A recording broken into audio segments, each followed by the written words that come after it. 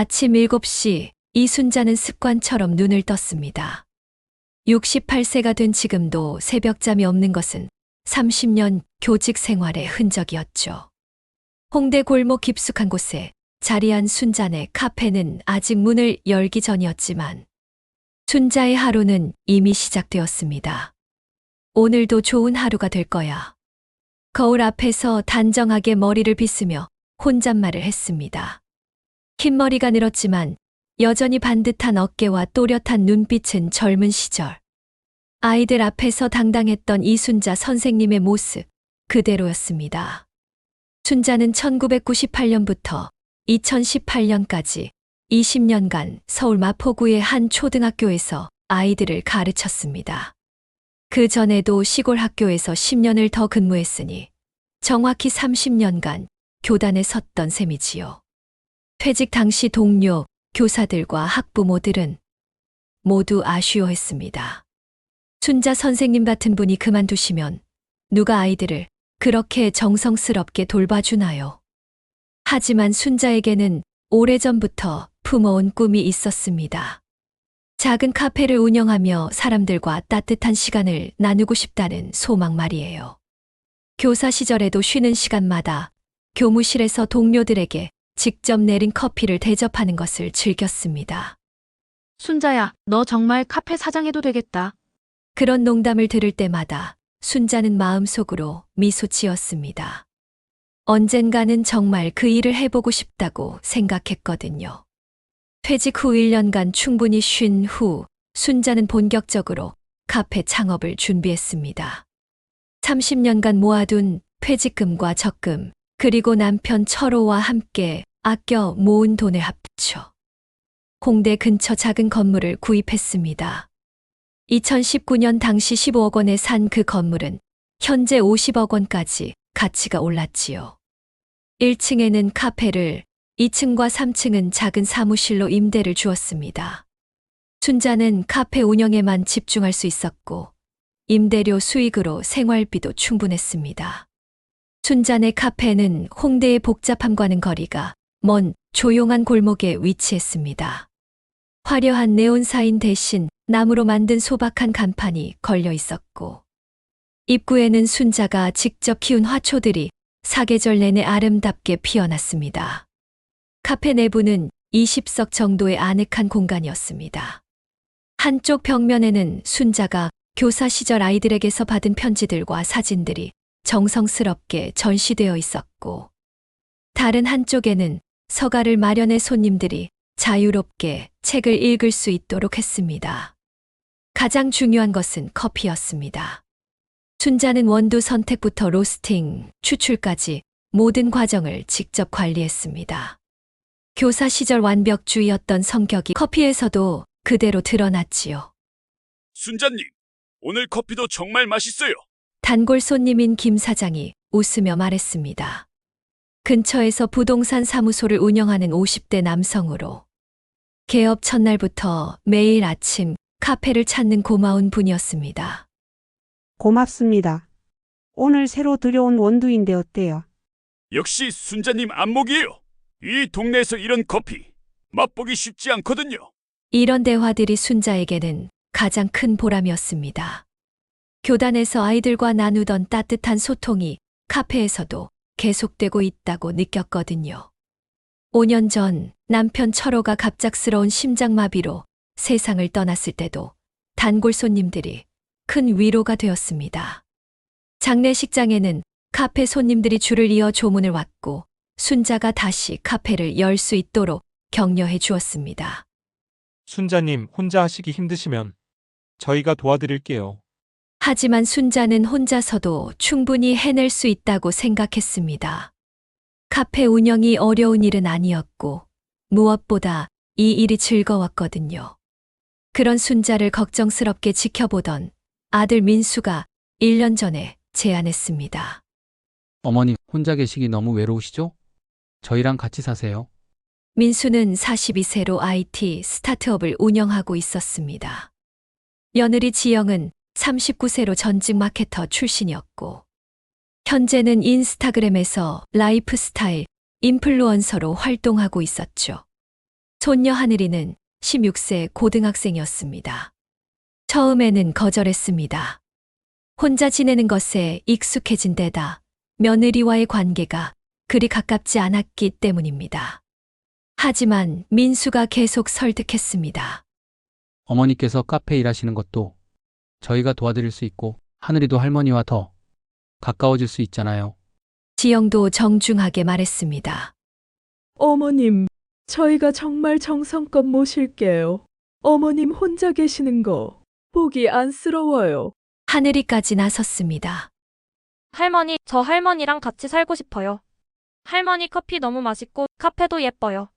결국 순자는 가족들과 함께 살기로 결정했습니다. 카페 위층에 있는 작은 원룸을 넓은 아파트로 옮겨서 함께 살기로 한 것입니다. 처음 몇 달은 정말 좋았습니다. 지영이 카페 일을 도와주었고, 특히 SNS 마케팅에는 전문가다운 솜씨를 보였습니다. 인스타그램에 예쁘게 찍은 카페 사진들을 올리고 해시태그를 달아주니 젊은 손님들이 늘어나기 시작했습니다. 어머님, 이렇게 하시면 더 많은 분들이 카페를 알게 될 거예요. 지영이 능숙하게 스마트폰을 조작하며 설명했습니다. 순자는 신기하기만 했습니다. 30년 교사 생활을 하면서도 이런 것들은 잘 몰랐거든요. 하늘이도 방과 후에 카페에 와서 숙제를 하곤 했습니다. 할머니가 직접 내려주는 따뜻한 코코아를 마시며 공부하는 모습이 참 예뻤습니다. 할머니, 저 외국 유학 가고 싶어요. 어느 날 하늘이가 조심스럽게 말했습니다. 그래? 어디로 가고 싶은데? 미국이요. 친구들이 다들 유학 간다고 하는데 저도 가보고 싶어요. 순자는 하늘이의 머리를 쓰다듬어 주었습니다. 공부 열심히 하면 할머니가 도와줄게. 그때만 해도 순자는 정말 그럴 생각이었습니다. 사랑하는 손녀의 꿈이라면 얼마든지 지원해 주고 싶었거든요. 민수도 가끔 카페에 와서 일손을 도왔습니다. IT 기술을 이용해서 주문 시스템을 만들어 주기도 하고 매출 관리 프로그램을 설치해 주기도 했습니다. 어머니, 이제 매출이 얼마나 나는지 한눈에 보실 수 있어요. 고맙다. 민수야, 역시 우리 아들이 머리가 좋아. 순자는 흐뭇했습니다. 30년 만에 다시 찾은 가족의 따뜻함이었거든요. 저녁에는 온 가족이 함께 식사를 했습니다. 순자가 직접 차린 밥상을 받으며 가족들이 하루 있었던 일들을 나누는 시간이 소중했습니다. 오늘 카페에 연예인이 왔었어요. 지영이 신나게 말했습니다. 정말? 누가 왔는데? 배우 김씨요. 제가 찍은 사진 인스타그램에 올렸더니 좋아요가 1000개 넘게 달렸어요. 이런 이야기들을 들으며 순자는 젊어지는 기분이었습니다. 혼자 살 때는 몰랐던 활력이 생겨났거든요. 그러나 6개월쯤 지나면서 미묘한 변화가 느껴지기 시작했습니다.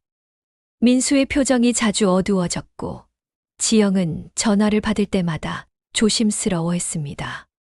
하늘이도 예전처럼 할머니와 대화하는 시간이 줄어들었습니다. 무슨 일 있니? 순자가 물어봐도 모두들 아무것도 아니에요 라고 대답할 뿐이었습니다.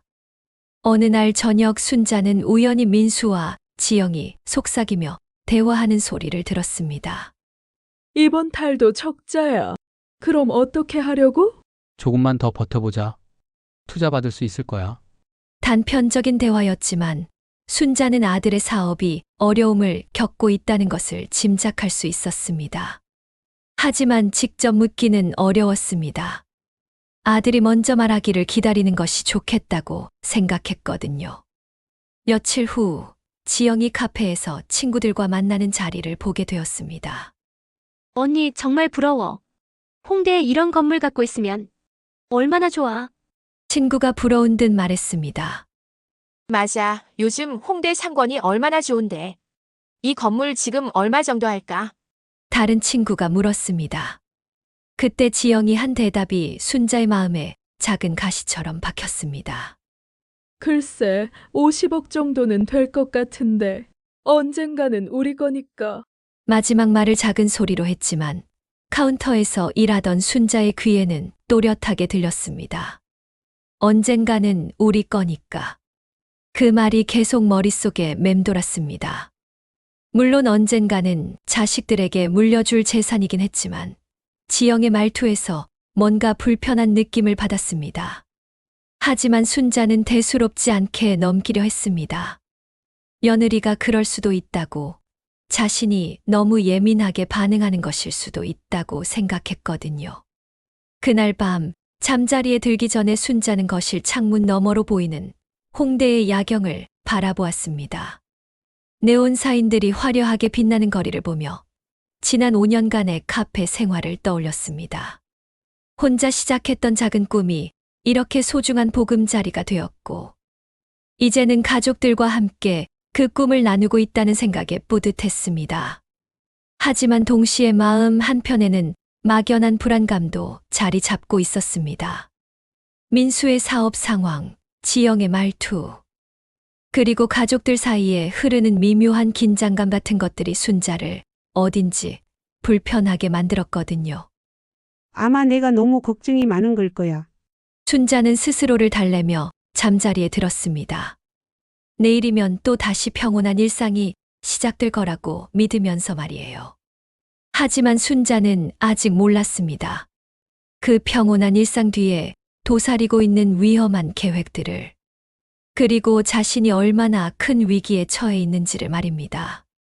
그 평온함이 깨진 것은 3개월 전 봄비가 내리던 어느 화요일이었습니다. 순자는 평소처럼 카페에서 오후 정리를 하고 있었습니다. 마지막 손님이 나간 후 테이블을 닦고 의자를 정리하는 일은 언제나 마음을 편안하게 해주었죠. 그런데 현관문이 열리는 소리와 함께 민수가 들어왔습니다. 얼굴이 창백했습니다. 민수야, 왜 그래? 어디 아파? 순자가 걱정스럽게 물었습니다. 어머니, 저 말씀드릴 게 있어요. 민수는 평소와 다른 무거운 목소리였습니다. 카페 한쪽 테이블에 앉으며 머리를 감쌌습니다. 무슨 일인데? 걱정되게 하지 말고 얘기해봐. 회사가 어려워졌어요. 순자의 가슴이 철렁했습니다. 아들의 AI 스타트업이 잘 되고 있다고 생각했는데 그게 아니었던 모양입니다. 얼마나 어려운데? 빚이 20억 정도 생겼어요. 순자는 잠시 말을 잃었습니다. 20억이라는 금액이 너무 컸거든요. 어떻게 그렇게 됐니? 투자받은 돈으로 개발하던 프로젝트가 실패했어요. 그리고 경쟁업체에게 시장을 다 빼앗겼고요. 투자자들은 돈을 당장 돌려달라고 하고. 민수의 목소리가 점점 작아졌습니다. 순자는 아들을 바라보았습니다. 42세 중년 남자가 어린아이처럼 초라해 보였습니다. 그럼 회사를 정리해야 하는 거야? 아직은 조금만 더 버텨보려고 해요. 새로운 투자자를 찾고 있거든요. 하지만 민수의 표정에서는 희망을 찾기 어려웠습니다.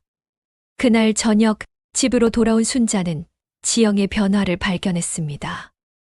며느리가 명품 가방을 새로 들고 있었던 것입니다. 지영아, 가방 새로 샀네?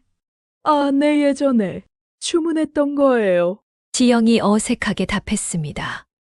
순자는 더 묻지 않았습니다. 하지만 마음 한편으로는 의아했습니다. 남편이 20억 빚을 졌다는데 명품 가방을 사는 게 맞나 싶어서 말이에요. 며칠 후 더 큰 충격이 기다리고 있었습니다. 하늘이가 식탁에서 갑자기 말했습니다. 엄마 유학 준비. 언제 시작해? 유학 말이야. 순자가 되물었습니다. 네, 할머니. 제가 미국 유학 가기로 했어요. 엄마가 알아봐 주셨는데 1년에 8천만 원 정도 든다고 해요. 순자는 깜짝 놀랐습니다.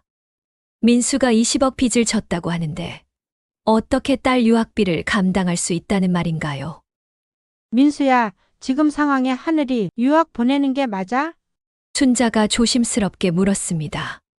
그런데 지영이 먼저 대답했습니다. 어머님, 아이 교육은 미룰 수 없는 일이에요. 하늘이 또래들은 벌써 다 유학 준비하고 있거든요. 하지만 지금 경제 상황이 괜찮아요. 저희가 알아서 할게요. 지영의 목소리에는 단호함이 있었습니다. 마치 순자의 걱정은 불필요하다는 듯이 말이에요. 그날 밤 순자는 잠이 오지 않았습니다. 뭔가 이상했습니다. 20억 빚을 진 상황에서 8천만 원짜리 유학을 보내고 명품 가방도 사고 도대체 어떻게 그런 일이 가능한 것일까요? 다음 날 아침 순자는 카페에서 일하면서도 계속 그 생각을 했습니다. 그런데 단골 손님인 김 사장이 이상한 말을 했습니다. 순자님, 요즘 건물값이 정말 많이 올랐어요. 그래요? 홍대 상권이 워낙 좋아지니까요. 특히 순자님 건물 같은 경우는 50억도 넘을 것 같은데요. 순자는 깜짝 놀랐습니다. 50억이라고요? 정말요? 네, 제가 부동산 일 20년 했는데 이 정도 위치면 그 정도는 충분히 받을 수 있어요. 그때 순자의 머릿속에 한 가지 생각이 스쳤습니다. 혹시 가족들이 자신의 건물을 담보로 뭔가를 계획하고 있는 건 아닐까요? 그날 저녁 순자는 조심스럽게 민수에게 물어보았습니다. 민수야, 혹시 우리 건물을 담보로 대출받을 생각은 아니지? 민수가 깜짝 놀라는 표정을 했습니다. 어머니 무슨 말씀이세요? 아니, 그냥 20억이나 되는 빚을 어떻게 해결할지 궁금해서. 저희가 알아서 할게요. 어머니는 걱정하지 마세요. 하지만 민수의 대답은 순자를 안심시키지 못했습니다. 오히려 더 의심스러웠거든요. 그 후 며칠 동안 순자는 가족들을 유심히 관찰했습니다. 지영이 전화를 받을 때마다 방으로 들어가서 조용히 대화하는 것. 하늘이가 할머니와 대화할 때 예전처럼 자연스럽지 않은 것. 민수가 자주 한숨을 쉬면서도 순자 앞에서는 괜찮은 척하려고 노력하는 것들이 모두 이상했습니다. 결정적인 순간은 일주일 후에 찾아왔습니다. 지영이 또다시 친구들과 카페에서 만났는데 이번에는 더 구체적인 대화를 나눴습니다. 언니 남편 사업 어떻게 됐어? 아직 어려워. 그런데 방법이 있긴 해. 무슨 방법? 순자는 카운터에서 설거지를 하면서 귀를 기울였습니다. 시어머니 건물이 50억 정도 하거든. 그걸 활용하면 어머니가 동의하실까? 그럼 동의하시게 만들어야지. 지영의 목소리가 차갑게 들렸습니다. 어떻게? 시어머니가 요즘 많이 힘들어하지. 나이도 있고 혼자 카페 운영하기 벅차하시고 건강도 좀 안 좋아지신 것 같고 판단력도 떨어지시고. 순자는 깜짝 놀랐습니다. 자신이 언제 건강이 안 좋다고 말한 적도 없는데 요즘 어르신들이 그런 경우 많잖아. 친구가 놀란 목소리로 말했습니다. 그건 좀 심한 것 아니야? 생각해봐. 시어머니 혼자서 50억짜리 재산 관리하는 게 맞아? 우리가 대신 관리해드리는 게 오히려 도움이 되는 거지. 순자의 손이 떨리기 시작했습니다. 설거지하던 컵을 놓칠 뻔했습니다. 그래도 다른 방법이 없어. 남편은 20억 빚에 허덕이고 딸아이는 유학 가야 하고 시어머니도 나중에 이해하실 거야. 순자는 더 이상 들을 수 없었습니다. 화장실에 간다고 핑계를 대고 자리를 피했습니다. 화장실 거울 앞에서 순자는 자신의 얼굴을 바라보았습니다. 68세의 얼굴이 더없이 초라하게 느껴졌습니다. 판단력이 떨어진다고? 지영의 말이 계속 머릿속에서 맴돌았습니다. 그날 밤 순자는 잠들기 전에 혼자 생각에 잠겼습니다. 가족들이 자신의 재산을 노리고 있다는 것. 그것도 자신을 판단력이 없는 사람으로 만들어서 빼앗으려 한다는 것을 알게 된 지금 어떻게 해야 할까요? 아직은 확실하지 않았습니다. 지영의 말이 단순한 넋두리일 수도 있고 실제로는 그런 계획이 없을 수도 있었거든요. 하지만 순자의 직감은 달랐습니다. 30년간 교사로 일하면서 키운 인간에 대한 직감이 경고하고 있었습니다. 위험하다고, 조심해야 한다고. 그날 밤 순자는 새벽까지 잠들지 못했습니다. 그리고 마음속 깊은 곳에서 한 가지 결심을 했습니다. 가만히 당하고만 있지는 않겠다고. 진실이 무엇인지 확실히 알아보겠다고. 진실은 한 달 후 가장 예상치 못한 순간에 드러났습니다. 그날은 토요일이었습니다. 카페를 일찍 정리하고 집으로 돌아온 순자는 온 가족이 거실에 모여 있는 모습을 보았습니다. 분위기가 심상치 않았습니다. 무슨 일이야? 순자가 물어보자 민수가 어색하게 웃으며 답했습니다. 아무것도 아니에요. 그냥 가족 회의하고 있었어요. 하지만 지영의 표정은 긴장되어 있었고 하늘이는 고개를 들지 못했습니다. 가족회의. 무슨?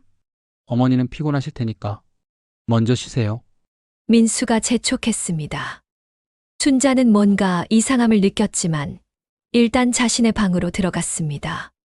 하지만 잠들 수가 없었습니다.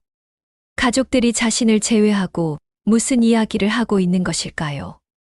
밤 11시가 넘어서야 집안이 조용해졌습니다. 순자는 물을 마시러 부엌에 나갔다가 우연히 거실에서 들려오는 작은 목소리를 들었습니다. 지영과 하늘이가 소파에 앉아 조용히 대화하고 있었습니다. 순자는 부엌 모서리에 몸을 숨기고 귀를 기울였습니다. 엄마 정말 괜찮을까? 하늘이의 목소리였습니다. 뭐가? 할머니한테 그런 거짓말하는 거 말이야. 순자의 심장이 빠르게 뛰기 시작했습니다. 거짓말이 뭐야? 우리는 할머니를 위해서 하는 거야. 지영의 목소리는 차분했습니다. 하지만 할머니는 멀쩡하잖아. 치매도 아니고 우울증도 아니고. 하늘아, 내가 아직 어려서 모르는 거야. 할머니 나이에 50억이나 되는 재산을 혼자 관리하는 게 얼마나 위험한지. 그리고 우리 집 상황 알잖아. 아빠 빚 20억, 내 유학비 8천만 원. 이걸 어떻게 해결하겠어? 순자는 숨을 죽이고 들었습니다. 엄마, 그럼 정말로 할머니를 병원에 데려가서 진단받게 하는 거야? 당연하지. 판단력 저하 진단받으면 우리가 후견인이 될 수 있어. 그럼 할머니 재산을 우리가 관리하게 되는 거고? 맞아, 건물도 팔 수 있고 예금도 관리할 수 있지. 순자의 다리에 힘이 빠졌습니다. 벽에 기대지 않으면 넘어질 것 같았습니다. 근데 엄마, 의사가 정상이라고 하면 어떡해? 그럴 리 없어. 우리가 일관성 있게 증상을 말하면 의사도 믿을 수밖에 없어. 무슨 증상? 요즘 깜빡깜빡하신다. 같은 말 반복하신다. 판단력이 떨어졌다. 뭐 이런 거지. 지영이 마치 연습을 한 듯 술술 말했습니다. 그때 민수의 목소리가 들렸습니다. 여보, 하늘아, 뭐 하는 거야? 민수가 거실로 나왔습니다. 아빠, 하늘이가 깜짝 놀라며 일어났습니다. 아빠도 와봐. 우리 할머니 일로 얘기하고 있었어. 지영이 민수를 불렀습니다. 민수는 소파에 앉으며 한숨을 쉬었습니다. 정말 이렇게 해야 하나? 당신이 다른 방법 있어? 20억 빚을 어떻게 갚을 건데? 지영의 목소리에 짜증이 섞였습니다. 그래도 어머니는 우리 어머니잖아. 그러니까 더 신중하게 해야 하는 거지. 어머니가 나중에 치매 걸리면 더 힘들어질 텐데 우리가 미리 관리해 드리는 게 좋은 거야. 순자는 믿을 수 없었습니다. 지영이 마치 자신을 위하는 것처럼 포장하고 있었거든요. 병원은 어디로 가지? 민수가 물었습니다. 삼성서울병원 정신건강의학과. 거기가 권위 있잖아. 의사한테 뭐라고 말하지? 우리가 관찰한 증상들 말하는 거지. 내가 일지도 써뒀어. 지영이 옆에 있던 노트를 들어 보였습니다. 일지? 응, 할머니 이상 행동들 날짜별로 정리한 거야. 순자는 경악했습니다. 자신도 모르는 사이에 그런 일지가 작성되고 있었다니요. 뭐라고 썼는데? 민수가 궁금해했습니다. 8월 5일 같은 질문 3번 반복. 8월 7일 이웃에게 집 주소 물어봄. 8월 10일 가스 끄는 거 깜빡함. 지영이 읽어주는 내용들은 모두 거짓이었습니다.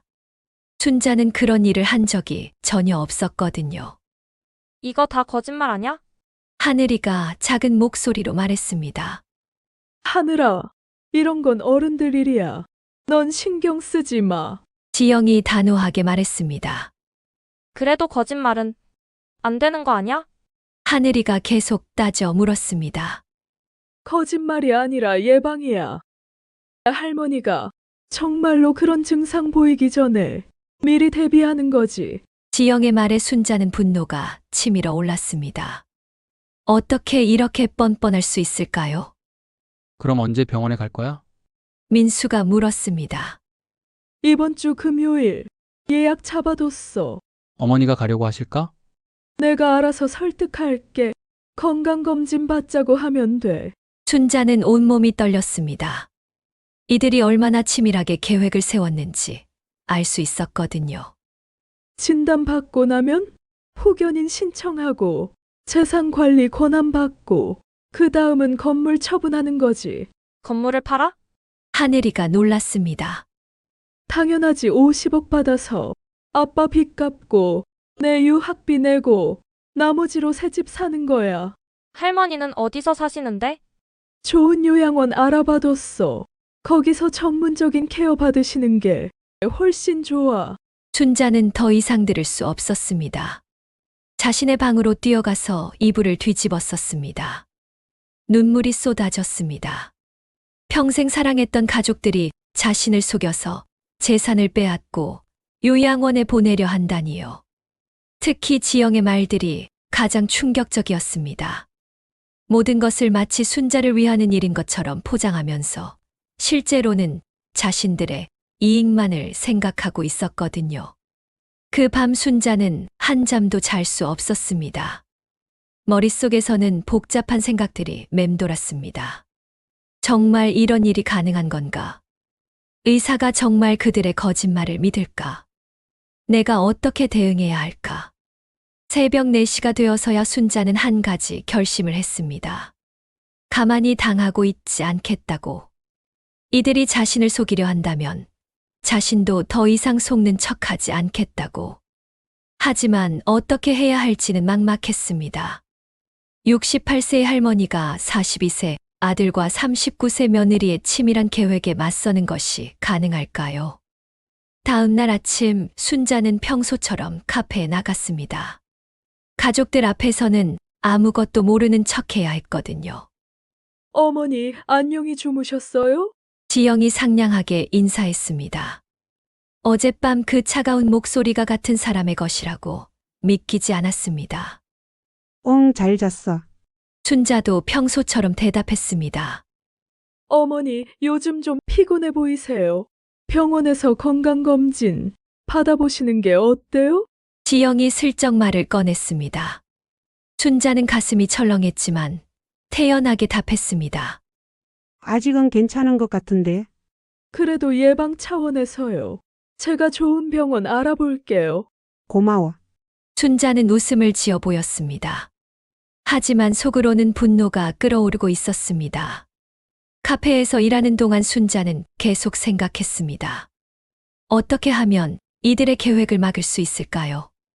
그때 단골 손님인 김 사장이 들어왔습니다. 순자님, 안녕하세요. 네, 어서 오세요. 평소 같으면 반갑게 맞았을 텐데 오늘은 마음이 무거웠습니다. 순자님, 혹시 무슨 걱정이 있으세요? 표정이 안 좋으신데. 김 사장의 세심한 배려에 순자는 잠시 망설였습니다. 이분에게 도움을 청해볼까 하는 생각이 들었거든요. 김 사장님, 혹시 법적인 일에 대해서 아시는 분 있으세요? 법적인 일이요? 무슨 일 있으세요? 아직은 확실하지 않아서 그런데요. 순자는 조심스럽게 말했습니다. 혹시 필요하시면 제가 아는 변호사분 소개해 드릴 수 있어요. 믿을 만한 분이거든요. 김 사장의 제안에 순자는 고개를 끄덕였습니다. 그럼 연락처 좀 주실 수 있을까요? 물론이죠. 그날 오후 순자는 김 사장이 소개해준 변호사에게 전화를 걸었습니다. 안녕하세요. 저는 이순자라고 합니다. 김 사장님 소개로 연락드렸는데요. 네, 김 사장님한테 제 얘기 들었어요. 어떤 일로 연락하셨나요? 순자는 조심스럽게 상황을 설명했습니다. 가족들이 자신을 정신과에 데려가서 판단력 저하 진단을 받게 하려 한다는 것, 그래서 호견인이 되어 재산을 관리하려 한다는 것을 말이에요. 그런 일이 있었군요. 정말 심각한 문제네요. 변호사의 목소리가 진지해졌습니다. 제가 어떻게 해야 할까요? 일단 증거를 모으는 것이 중요합니다. 그들이 계획을 세우고 있다는 증거 말이에요. 증거요? 내 녹음이라던가 문서라던가 나중에 법정에서 사용할 수 있는 것들 말입니다. 순자는 고개를 끄덕였습니다. 그리고 무엇보다 중요한 건 순자님께서 정신적으로 건강하다는 것을 입증하는 겁니다. 어떻게요? 독립적으로 병원에 가셔서 정신건강검진을 받아보세요. 정상 판정을 받아두시면 나중에 도움이 될 겁니다. 변호사의 조언에 순자는 희망을 느꼈습니다. 방법이 있다는 것이었거든요. 그리고 혹시 가능하시면 재산을 보호할 수 있는 방법도 미리 생각해 보시는 게 좋겠어요. 재산 보호요? 네, 그들이 후견인이 되기 전에 순자님께서 직접 재산을 처분하거나 이전하시는 방법 말입니다. 순자는 가슴이 두근거렸습니다. 반격할 방법이 있다는 것을 깨달았거든요. 그날 밤 순자는 침대에 누워서 생각했습니다. 30년간 교사로 일하면서 수많은 아이들을 가르쳤습니다.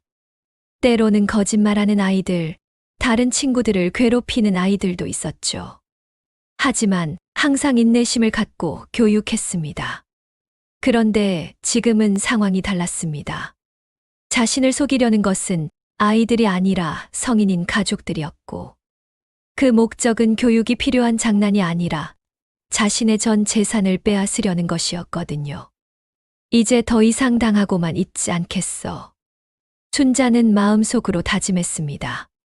나도 가만히 있지는 않겠다. 그날 밤 순자는 처음으로 며칠 만에 깊게 잠들었습니다. 절망에서 벗어나 반격할 의지를 찾았기 때문이었습니다. 기회는 2주 후에 찾아왔습니다.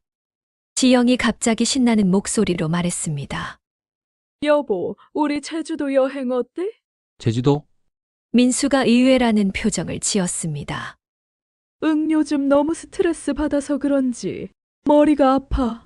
가족끼리 3박 4일 정도 다녀오면 좋을 것 같아. 순자는 귀를 기울였습니다. 혹시 이것도 자신과 관련된 계획일까요? 돈은 어떻게? 카드로 결제하고 나중에 생각하자. 아무튼 우리 지금 너무 힘들잖아. 하늘이가 좋아했습니다. 와우, 제주도 오랜만이다. 나 언제 가요? 이번 주 금요일부터 월요일까지. 순자는 깜짝 놀랐습니다. 이번 주 금요일은 지영이 말했던 병원 예약일이었거든요. 그럼 병원은 어떡하지? 민수가 물었습니다. 아, 맞다. 다음 주로 미뤄야겠네. 지영이 아쉬워했습니다. 순자는 마음속으로 안도했습니다. 일주일의 시간을 더 벌었거든요. 그런데 더 중요한 것을 깨달았습니다. 가족들이 3박 4일 동안 집을 비운다는 것은 자신에게 절호의 기회라는 뜻이었습니다. 어머니는 어떻게 하지? 민수가 물었습니다. 어머니는 카페 봐야 하니까 집에 계시면 되지. 지영이 당연하다는 듯 말했습니다. 혼자 두기 괜찮을까? 4일이면 금방이야. 어머니도 혼자 계시는 게 편하실 거야. 순자는 일부러 대수롭지 않게 말했습니다. 그래, 너희들은 재미있게 다녀와. 나는 카페나 잘 돌보고 있을게. 정말 괜찮으세요? 물론이지, 걱정하지 마라. 그날 밤부터 순자는 본격적인 준비에 들어갔습니다. 먼저 변호사에게 다시 전화를 걸었습니다. 선생님, 저예요. 이순자입니다. 네, 어떻게 지내셨어요? 가족들이 여행을 간대요. 4일 동안. 집에 혼자 있게 될 것 같아서요. 그럼 좋은 기회네요. 그동안 할 수 있는 일들을 정리해 보시죠. 변호사는 구체적인 조언을 해주었습니다. 먼저 정신건강검진을 받으세요. 혼자서 말이에요. 네, 그리고 재산 목록을 정리하시고 필요하다면 처분도 고려해 보세요. 건물을 팔라는 말씀이세요? 그들이 후견인이 되기 전에 순자님께서 직접 결정하시는 게 좋을 것 같아요. 순자는 깊게 생각했습니다. 50억짜리 건물을 정말 팔아야 할까요? 하지만 너무 성급하게 하지는 마세요.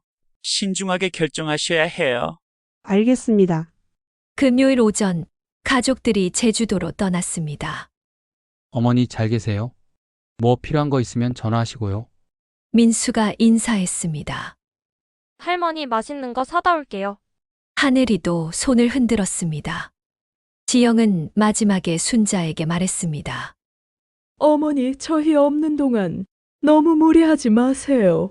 카페도 일찍 닫으시고요. 알았어, 조심히 다녀와. 가족들이 떠나고 1시간 후 순자는 움직이기 시작했습니다. 먼저 서울대병원 정신건강의학과에 전화를 걸었습니다. 안녕하세요. 정신건강검진을 받고 싶은데요. 언제 오실 수 있으세요? 오늘 오후에 가능할까요? 네, 3시에 빈 시간이 있네요. 오후 3시 순자는 병원에 갔습니다. 혼자서 말이에요. 의사는 40대 중반의 친절한 여성이었습니다. 어떤 일로 오셨나요? 정신건강검진을 받고 싶어서요. 특별한 증상이 있으세요? 아니에요, 그냥 예방 차원에서요. 의사는 자세한 검사를 했습니다. 인지능력 검사, 기억력 테스트, 판단력 평가 등등. 결과는 완벽했습니다. 순자님, 검사 결과 아무 문제 없으세요. 68세 치고는 인지 능력이 매우 우수하십니다. 정말요? 내 진단서 필요하시면 발급해 드릴게요. 순자는 진단서를 발급받았습니다. 정신적, 인지적으로 정상이라는 문구가 선명하게 적혀 있었습니다. 다음 날 토요일, 순자는 김 사장을 만났습니다. 김 사장님, 제가 부탁이 있어요. 말씀하세요. 혹시 우리 건물 팔 수 있을까요? 김 사장이 깜짝 놀랐습니다. 갑자기요? 무슨 일 있으세요? 순자는 상황을 간단히 설명했습니다. 김 사장의 얼굴이 점점 심각해졌습니다. 그런 일이 있었군요. 정말 심각한 문제네요. 그래서 제가 먼저 결정하고 싶어요. 현명한 판단이세요. 그런데 어디로 이사 가실 건가요? 아직 정하지 못했어요. 그럼 제가 적당한 곳을 알아봐 드릴게요. 혼자 사실 만한 곳으로요. 김 사장은 적극적으로 도와주었습니다. 일요일에는 강남의 작은 아파트를 보러 갔습니다. 20평 정도의 투룸이었는데 혼자 살기에는 충분했습니다. 이곳이 어떠세요? 좋네요. 가격은 어떻게 되나요? 15억 정도 하는데 순자님 건물 팔면 충분히 사실 수 있어요. 순자는 결심했습니다. 좋아요, 계약하겠어요. 월요일 아침 가족들이 제주도에서 돌아오기 전에 순자는 모든 준비를 마쳤습니다. 건물 매매 계약서에 사인했고 새 아파트 계약도 끝냈습니다. 이사 날짜는 다음 주 금요일로 정했습니다. 은행에 가서 예금도 정리했습니다. 모든 돈을 새 계좌로 옮겼고 가족들이 모르는 은행의 통장을 만들었습니다. 어머니, 다녀왔습니다. 가족들이 돌아왔습니다. 어떻게 지내셨어요? 지영이 물었습니다. 잘 지냈어. 너희들은 재미있었니? 순자는 평소처럼 웃으며 답했습니다. 네, 정말 좋았어요. 어머니도 다음에는 함께 가시죠. 하지만 순자는 속으로 생각했습니다. 다음은 없을 거야. 그 주 내내 순자는 평소와 똑같이 행동했습니다. 카페도 운영하고 가족들과도 자연스럽게 대화했습니다. 하지만 속으로는 착착 준비를 했습니다. 이사할 짐을 미리 정리하고 필요한 서류들을 챙겨두었습니다. 목요일 저녁, 지영이 말했습니다. 어머니, 내일 병원 가세요. 병원? 네, 건강검진이요. 제가 예약해뒀어요. 그래, 고맙다. 순자는 담담하게 대답했습니다. 하지만 속으로는 웃고 있었습니다. 내일이면 모든 게 끝날 거야. 그날 밤 순자는 처음으로 마음 편하게 잠들었습니다. 내일이면 진짜 자유로워질 거라는 생각 때문이었습니다. 금요일 아침 7시 순자는 평소보다 일찍 일어났습니다. 오늘은 모든 것이 결정되는 날이었습니다. 마지막 순간까지 완벽하게 해내야 했습니다. 어머니, 일찍 일어나셨네요. 지영이 부엌에서 아침을 준비하며 말했습니다. 평소와 똑같은 상냥한 목소리였습니다. 응, 잠이 안 와서 그래. 순자는 담담하게 답했습니다. 9시에 출발하면 돼요. 10시 예약이거든요. 지영이 웃으며 말했습니다. 마치 정말로 순자의 건강을 걱정하는 며느리처럼 행동하고 있었습니다. 알았어, 그럼 나는 카페 가서 좀 정리하고 있을게. 네, 그러세요. 순자는 카페로 내려갔습니다. 그리고 조용히 자신의 계획을 실행에 옮겼습니다. 8시 정각 이사업체가 도착했습니다. 이순자님 맞으시죠? 네, 맞습니다. 짐이 이게 다예요? 이사업체 직원이 놀란 표정을 지었습니다. 순자가 준비한 짐은 캐리어 2개가 전부였습니다. 네, 필요한 것만 가져가려고 해요. 30년 교직 생활의 추억들, 남편과의 사진들, 중요한 서류들, 정말 소중한 것들만 골라서 챙겼습니다. 30분이면 끝날 것 같은데요. 고맙습니다. 오전 9시. 순자는 이미 강남의 새 아파트에 앉아 있었습니다. 조용한 20평 공간. 누구의 눈치도 보지 않아도 되는 온전히 자신만의 공간이었습니다. 순자는 휴대폰을 켰습니다. 20통의 부재 중 전화가 있었습니다. 모두 민수에게서 온 것이었습니다. 곧 전화가 울렸습니다. 어머니, 민수의 목소리가 다급했습니다. 응, 민수야. 순자의 목소리는 평온했습니다. 어디 계세요? 병원에도 안 계시고. 당연히 없지. 나는 병원 갈 이유가 없으니까. 그럼 지금 어디 계셔요? 내 새 집에 있어.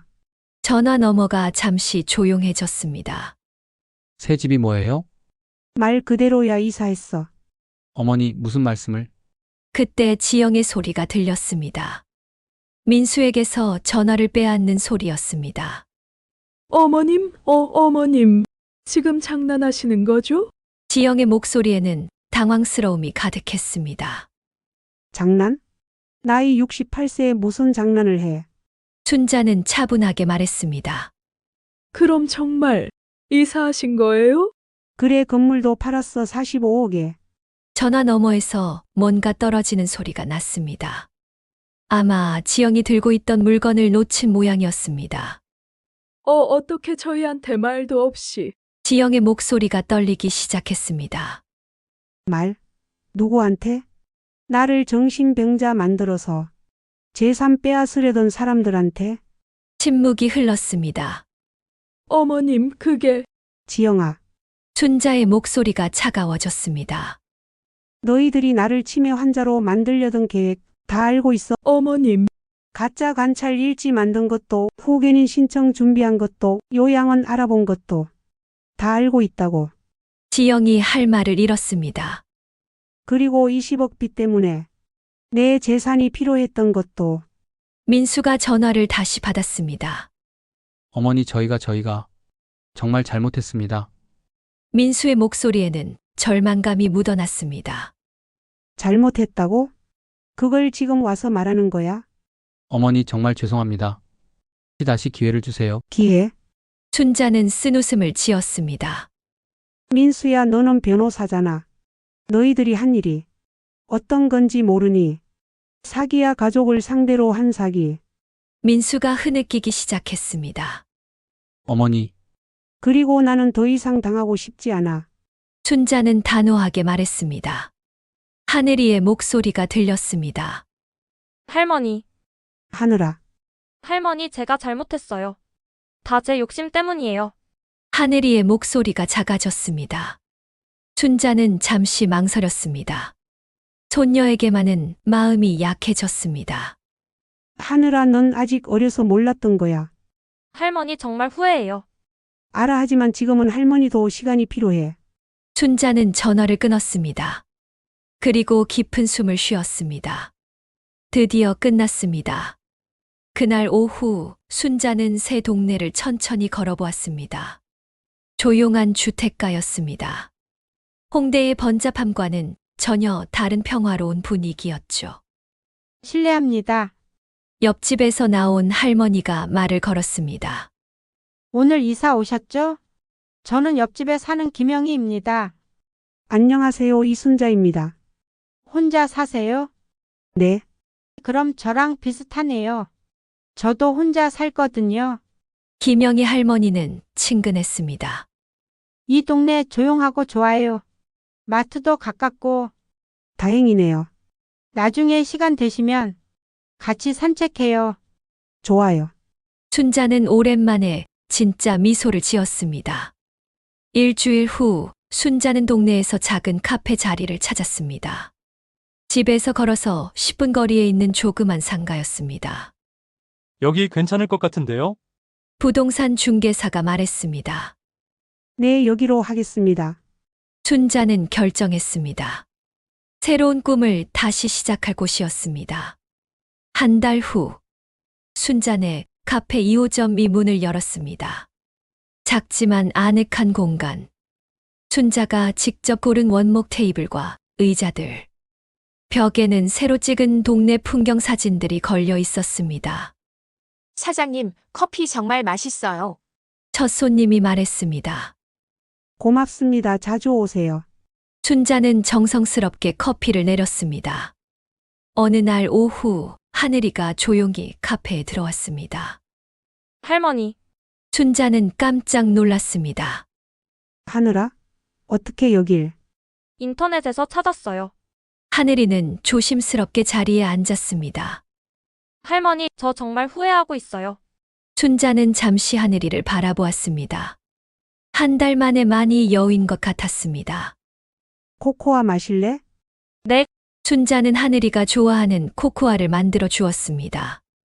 할머니, 응. 아빠랑 엄마 이혼했어요. 순자는 아무 말 하지 않았습니다. 아빠는 고시원에서 살고 엄마는 친정에서 살아요. 저는 엄마랑 같이 그래, 유학은? 포기했어요. 하늘이의 목소리가 작아졌습니다. 아빠 회사도 망했고 모든 게 엉망이 되었어요. 순자는 여전히 말이 없었습니다. 할머니, 저 정말 잘못했어요. 할머니가 얼마나 저를 사랑해 주셨는지 이제야 알겠어요. 하늘이의 눈에 눈물이 고였습니다. 순자는 한참 동안 생각했습니다. 그리고 조용히 말했습니다. 하늘아, 할머니가 너를 미워한다고 생각해? 모르겠어요. 할머니는 너를 한 번도 미워한 적이 없어. 하늘이가 고개를 들었습니다. 다만 너무 실망했었어. 죄송해요, 할머니. 하늘아, 이제 고등학교 2학년이지? 네, 공부는 어떻게 하고 있어? 열심히 하고 있어요. 장학금 받아서 대학 가려고요.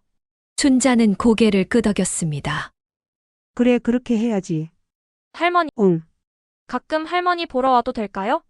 순자는 잠시 망설였습니다. 그리고 작게 미소 지었습니다. 그래, 가끔은. 그날 이후 하늘이는 한 달에 한 번씩 카페를 찾았습니다. 할머니와 조용히 대화를 나누고 공부 이야기도 하고 진로 상담도 받았습니다. 할머니, 저 간호사가 되고 싶어요. 왜? 사람들을 돕는 일을 하고 싶어요, 할머니처럼요. 순자는 뿌듯했습니다. 손녀가 정말 성숙해진 것 같았습니다. 6개월 후 순자는 완전히 새로운 삶에 적응했습니다. 작은 카페는 동네 사람들의 사랑방이 되었습니다. 김영희 할머니를 비롯해서 여러 이웃들이 단골이 되었죠. 순자 씨, 오늘도 커피 맛이 일품이에요. 고맙습니다. 저녁이 되면 순자는 혼자만의 시간을 가졌습니다. 베란다에서 차를 마시며 동네를 내려다보는 시간. 그 시간이 가장 평화로웠습니다. 45억에서 15억을 쓰고도 30억이 남았습니다. 카페 수익까지 더하면 평생 걱정 없이 살 수 있는 금액이었습니다. 하지만 더 중요한 건 마음의 평화였습니다. 아무도 자신을 속이려 하지 않고 아무도 자신의 재산을 노리지 않는 삶. 진심으로 자신을 대해주는 사람들과 함께하는 일상. 그것이야말로 진짜 행복이었습니다. 1년 후 순자는 동네에서 없어서는 안 될 사람이 되었습니다. 카페는 늘 손님들로 북적였고 순자는 모든 단골들의 이름과 취향을 기억했습니다. 순자 사장님, 정말 대단하세요. 새로 이사 온 젊은 부부가 말했습니다. 뭐가요? 이 나이에 새로 시작하신다는 게요. 순자는 웃었습니다. 나이는 숫자일 뿐이에요. 정말 멋있어요. 그날 밤 순자는 오랜만에 일기를 썼습니다. 68세에 새로운 시작을 했다. 무서웠지만 후회하지 않는다. 진짜 가족은 혈연이 아니라 진심이라는 걸 깨달았다. 하늘이가 가끔 와주는 것만으로도 감사하다. 그리고 나는 여전히 꿈을 꾸고 있다. 순자는 펜을 놓고 창밖을 바라보았습니다. 조용한 밤이었습니다. 하지만 내일은 또 다른 새로운 하루가 시작될 것입니다. 68세 이순자의 두 번째 인생이 계속될 것입니다.